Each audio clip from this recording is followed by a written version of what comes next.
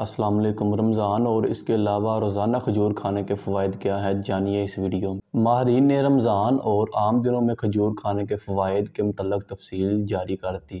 جانیے وہ تفصیل مکمل اس ویڈیو میں۔ آئیے دیکھتے ہیں کہ کھجور کھانے کے کون کون سے فوائد ہمیں حاصل ہوتے ہیں۔ تفصیلات کے مطابق کھجور میں کئی قسم کے آکسیڈنٹ ہوتے ہیں جو انسان کو بہت سی بیماریوں سے محفوظ رکھتے ہیں۔ کیروٹینائڈر نامی اینٹی آکسیڈنٹ جو کہ کھجور میں پائے جاتے ہیں، جو دل کے گرد ایک تہہ بنا کر رکھتے ہیں اور دل کو صحت مند رکھتے ہیں۔ اس کے علاوہ کھجور میں کاپر، میگنیشیم پایا جاتا ہے جو کہ ہماری ہڈیوں کے لیے بہت فائدہ مند ثابت ہوتا ہے اور یہ ہماری ہڈیوں کو مضبوط رکھنے میں اہم کردار ادا کرتے ہیں اور ہمیں ہڈیوں کی بیماریوں سے بچاتے ہیں۔ ماہرین کا کہنا ہے کہ کھجور میں کولین اور وٹامن بی پایا جاتا ہے جو کہ نوجوانوں کے ساتھ بچوں میں بھی یادداشت کی کمزوری کو کنٹرول کرنے میں بہت اہم کردار ادا کرتا ہے اور یہ ہماری یادداشت کو اچھی کرنے میں بہت فائدہ مند ثابت ہوتی ہے۔